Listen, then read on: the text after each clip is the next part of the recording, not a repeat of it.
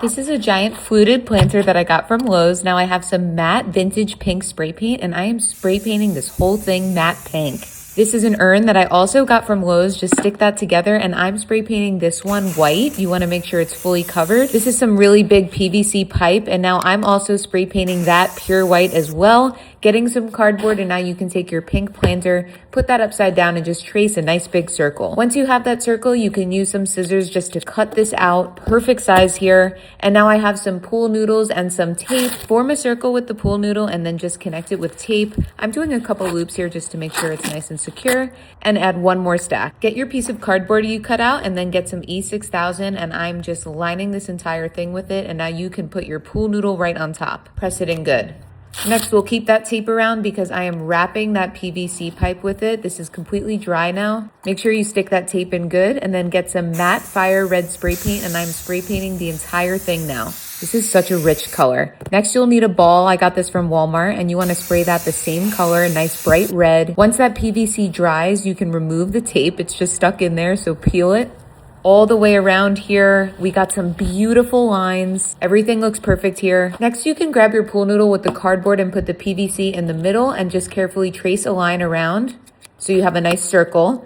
And that is the size of the PVC. So grab your planter and the PVC. I'm placing in some bricks here just to weight the entire thing. You don't want this blowing over once you're done with your masterpiece, obviously. Add that pool noodle with the cardboard right over the PVC, just like this. And I'm adding a couple more just inside. Next, I have 2 dowels and I am chopping them up and painting them all different rainbow colors. And now we are ready to finish this off.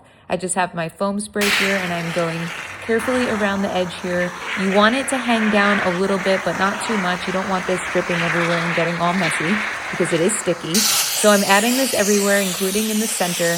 And you want to create a nice heaping mound on top of this, which will look nice and fluffy. And now you can add that red ball right in the center. Just push it in gently, just like that. And then you can add your little rainbow wooden dowels that I painted. I'm just scattering all the colors in all different places. I feel like that looks the best.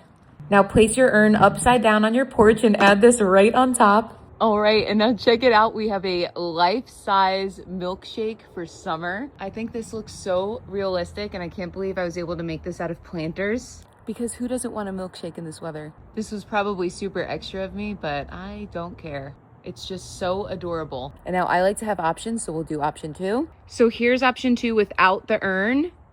Now the milkshake glasses always have that little base, so that's why I made it, but honestly, you don't even need it. You can do it like this if you want. Let me know which one you like better. This is actually a super tough choice for me for some reason. If there's anything that made this project for me, it was definitely the sprinkles. I debated on them for a while, but I think honestly, that's what made it. I absolutely love them. Hope you all enjoy this amazing DIY milkshake decoration, and I'm wishing you all a happy summer, everyone.